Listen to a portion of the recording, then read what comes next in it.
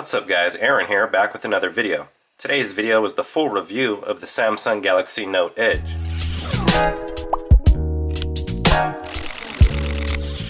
The Note Edge is Samsung's attempt at innovation in the smartphone space, and with innovation comes the constant burning question, are the new designs and features implemented in this newly designed smartphone useful or just a gimmick? Now first off, I'd like to state that the Note Edge shares almost the exact same specs and overall hardware as the Note 4, with a few exceptions that we'll be covering further as the video progresses. So if you missed my full review of the Note 4, I have it linked down below the like button. Now we'll be covering some specs of the device, however this is more of a real-world usage review rather than an infographic style review. So I'll be covering how the Note Edge portrays its features to the average consumer.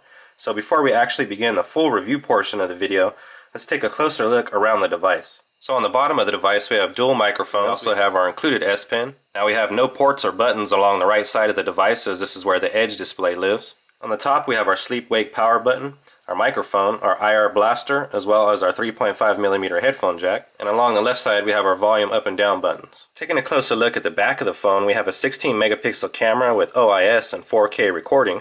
We have a heart rate monitor as well as a UV sensor and our LED flash. Now on the front of the device we have our speaker to take calls, we have our ambient light sensor, our proximity sensor, a 3.7 megapixel front facing camera, along with off-screen Android keys at the bottom of the device with our home button supplying a fingerprint scanner.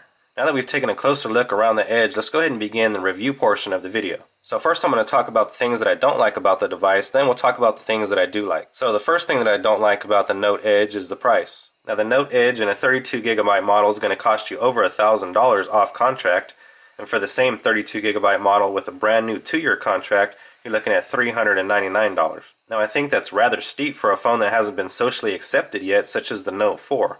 Now Samsung's answer to that is that it is the Note 4, but with more features, which I would say that I'd have to agree with. However, the Edge screen for some people automatically makes them think, do I want to go with a new style and ergonomic shaped smartphone than what I'm used to, or should I stick with what I know and buy the Note 4?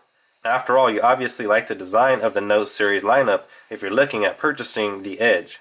Now, as I stated earlier, the Note 4 is cheaper and also has a bigger battery and also has tons of accessories in comparison to the Edge. Now, the next thing that I don't like about this phone is the speaker placement. Like the Note 4, Samsung chose to place the speaker on the back of the device, which is the worst possible spot for a speaker. Now, I'd much rather see the speaker on the bottom of the phone or even on the top of the phone, anything other than the back of the device. Now Samsung did change the interior ergonomics of the speaker by building it into the device more recessed than previous versions of the Note series. However, I've never been a big fan of speakers placed on the back of a smartphone or a tablet. The next thing that I don't like is the TouchWiz lag. Now anyone who's owned a Samsung device knows that TouchWiz is the worst skin overlay due to how heavy of a load it delivers to the overall OS. Now both the Note 4 and the Note Edge are said to be getting Android 5.0 Lollipop in February or March, so I'm interested to see how TouchWiz interlaces with the new material design and the overall new features of Lollipop. Now I got a huge tip for Samsung if you're listening. Release a Google Play edition of both the Note 4 and Note Edge, and I'd absolutely be hooked on the Note series. Now another thing that I don't like about this phone is how fragile it is.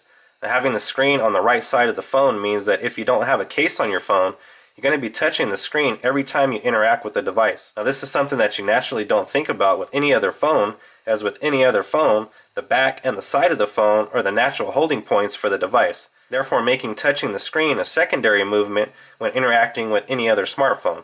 So the device is more fragile than any other smartphone that I've ever used. However, to me that's not a deal breaker. Now the next thing that I don't like about this phone is it has a protruding camera. Now both the Note 4 and the Note Edge feature a protruding camera, which I think is just asking for the camera to be a weak point of the device and leaves it incredibly vulnerable to scratching and even breaking of the lens. Now with that said, I highly recommend using a case for the Note Edge, and more specifically I recommend the UAG protective case that I have on now.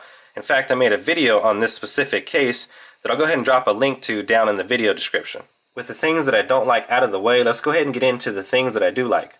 The first thing I like about the Note Edge is the build quality. Now, even though the Edge screen makes the phone more vulnerable to damage, it also adds that unique look that no other phone currently provides on the market. I'm extremely impressed with the build quality of the Note Edge, from the chamfered edges, removable back, and of course the Edge screen. The Note Edge has officially, in my mind, changed the most innovative tech company from Apple to Samsung. Now the next thing that I like about this phone is the multitasking capabilities. Now the Note series is known for providing the best multitasking experience over any other Samsung device and any other smartphone at all, in my opinion. And the Edge screen just adds more multitasking capabilities to an already multitasking beast of a phone in the Note 4. Several different native applications take advantage of the Edge screen, such as the camera app. However, I'm truly excited to see what third-party developers will produce for the Edge screen. So once again, the Edge screen takes this phone to another level when it comes to multitasking. The next thing that I like about this phone, and this is a question that I get asked often, is what about people that are left-handed? And the answer to that is all you need to do is go into Settings, go into the Edge screen. You can see here at the bottom it says Rotate 180. All you need to do is check that, push OK. And now when you go back to the home screen, you can see that I have my Edge screen still here on the right side. And now you're able to flip your device 180 degrees and the Edge screen will flip to the left side. So if you're left-handed, you can still interact with the Edge screen with your thumb. You also still have your menu here at the bottom that you can interact with as well. I think that was a very wise feature for Samsung to implement. That way the phone doesn't get criticized and doesn't actually get placed into the category of only a right-handed phone. Now you might be saying, well, you can't make a phone call in this particular orientation, and that's correct, which you don't need to make a phone call in this orientation. So if a phone call comes in, or if you're going to make a phone call, you turn it around in the ordinary position and there you have your earpiece and speaker in the proper position. Now this feature just goes to show how unique this phone is you can actually set it up according to which hand you plan to use it with. And Samsung has also adapted touch-sensitive technology that determines whether you're actually holding on to the Edge display or inputting text or interacting with the Edge display. The next thing that I like about this phone is the ability to swipe along the Edge display to access vital information while the main screen stays asleep.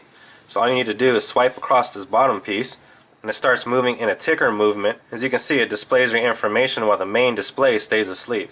Not only does it show your information while the main screen stays asleep, but it also allows you full access to any of the information located on the Edge display. The next thing I like about this phone is the display. The Note Edge actually has a higher pixel count than the Note 4 with a display resolution of 2560 by 1440 plus 160 degree resolution added for the Edge display, which equals an effective PPI of 524. Now some of that's due to a slightly smaller screen of 5.6 inches compared to the 5.7 inches of the Note 4. The screen has great brightness as well as overall impressive color accuracy, and multimedia playback in general on the Edge is overall very impressive. The next thing I like about this phone is the fast charging feature. Now this feature allows the Edge to be charged from 0 to 50% in 30 minutes. Now, I'm actually quite impressed with just how fast the Edge recharges. The Edge has a 3000 milliamp hour battery, which is slightly smaller than the Note 4's battery, and I imagine that was implemented to allow enough room for both the Edge display as well as the S Pen. Now I say I get anywhere around 7 to 8 hours of overall daily use. I'd have to say that I'm very impressed with the fast charging feature available in the Note Edge. Now the next thing I like about this phone is how powerful it is. Now the Edge has a 2.7 GHz quad-core Snapdragon 805 processor with 3 GB of RAM and an Adreno 420 GPU. We also get a micro SD card capable of 128 GB capacity and all the functions of the S Pen. We also get a 16 megapixel camera capable of capturing 4K footage, which brings me to my next thing that I like, and that is the camera. Now the Note Edge has a 16 megapixel rear-facing camera capable of capturing 120 frames per second slow motion. We also get 1080p recording at 30 frames per second or 4K recording at 3840 by 2160, and probably most importantly now has optical image stabilization to provide extremely steady video footage. So to sum things up, the Note Edge is everything that the Note 4 offers, plus an incredibly useful and unique Edge display. Now the last thing I want to focus on is the Edge display itself. Now the first thing you might notice is there's no apps on the main screen, and that's because they're all located on the Edge screen, which in return lets you add more apps to the main screen, making more apps accessible to you in a faster manner. On the bottom of the screen we still have our app drawer, and we also have a shortcut for our phone dialer. You can swipe between available information panels to reveal notifications and your most frequently used apps. If you swipe down on the Edge's display, you get some of the preloaded widgets such as a ruler, a stopwatch, and a flashlight which turns on your LED flash, as well as a convenient voice recorder. Now, swiping up from the bottom of our Edge panel, we get this gear icon which takes us to our settings. Now within settings we have several options such as Manage Panels, Express Me, Information Stream, Night Clock, Personal Message, and Rotate 180 degrees. Now taking a closer look at Manage Panels, this is where you can add and remove panels from your Edge screen using the store that offers several different options to choose from. And to add one of these new panels to your Edge display, all you need to do is tap on the black box and you'll see a green check mark. You can also tap on the 3 small buttons on the top right hand corner of the screen, and this is going to help you reorder or uninstall any of the panels that you have installed. Now you're also able to drag applications over to the Edge screen and also create folders. You can also set up which notifications and alerts you receive on the Edge panel. And lastly, my final thoughts on the Note Edge. I really have to commend Samsung for maintaining an incredible pace at releasing products in 2014. They released 6 wearables, the Gear VR, which is their first virtual reality product, the Galaxy S5, the Galaxy Alpha, the Note 4, the Note Edge, and numerous other products. And in my opinion, Apple's now playing catch-up with Samsung, where Samsung used to be playing catch-up with Apple. The Note Edge has several things that I don't like about it, and the 2 biggest things being the price as well as the speaker placement. However, neither of those things have been big enough negatives to keep me from keeping the Note Edge. Now, I personally own the Note 4, the iPhone 6, and the iPhone 6 Plus, and a lot of people ask me which phone is my daily driver, and the answer is all of them. Now, all of them are hooked up with separate numbers, and I just use an app to keep them all synced together. Now, lately I've been using just the Note Edge itself with a particular setup that I like, and that is the Note Edge with the Gear S smartwatch as well as Google Glass. Now, in terms of upgrading, if you own a Note 3 or older and you're thinking about upgrading to the Note 4 or the Note Edge, I would say it depends on the specific type of user that you are. Now, if you like to have the latest and greatest in technology and you think that you can take advantage of the Note Edge's Edge display, then I'd say go for the Note Edge. Now, instead of saying what features would be ideal pertaining to the Note 4, I'm instead going to recap the few but key things that are different from the Note 4, and those are the battery is smaller in the Note Edge. The Note Edge has a 3000 milliamp hour battery, where the Note 4 has a 3220 milliamp hour battery. Samsung has also relocated the power button on the Note Edge to the top of the device, where the power button remains on the right side of the device on the Note 4. The Note Edge has a higher pixel count at 524 ppi, where the Note 4 has a ppi count of 515. Now, the Note Edge also has a slightly tweaked UI applied to TouchWiz to help better implement the features of the Edge display. Now, it's still running Android 4.4 KitKat. However, there are certain features applied, such as palm rejection and incoming notifications being directed to the Edge display, that do separate the Edge from the Note 4. The Note Edge also costs $100 more than the Note 4. Both have the S Pen, a fingerprint scanner, and can shoot 4K. Both have NFC, have chamfered edges, and 16 megapixel cameras. And neither are IP67 certified like the Galaxy S5. Now, there's more accessories for the Note 4 available, while multitasking is more prominent with the Note Edge. So at the end of the day, it's up to you to decide if the Samsung Galaxy Note Edge is a smartphone to fit your particular lifestyle. Now, for the sake of the video, I'm going to go ahead and rate these 4 smartphones in order of 1 to 4, 1 being my favorite and most used, and 4 being my least used. So number 4 is going to have to be my iPhone 6. This is the phone that I use the least. Next, number 3 is going to be the Samsung Galaxy Note 4. And number 2 is the iPhone 6 Plus. And number 1 is the Note Edge, and this is the phone that I use the most out of all 4 of these phones. Anyways guys, that's going to do it for me in this video. Let me know your thoughts on the Note Edge in the comment section below.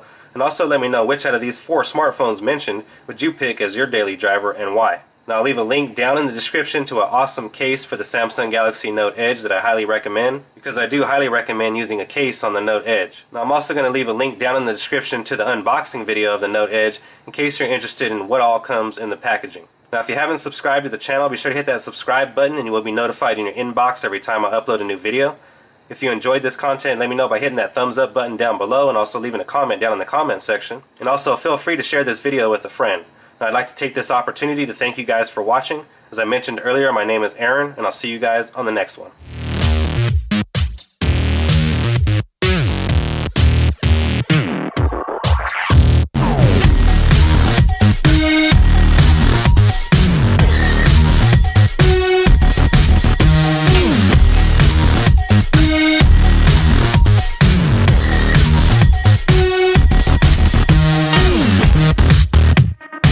Yeah.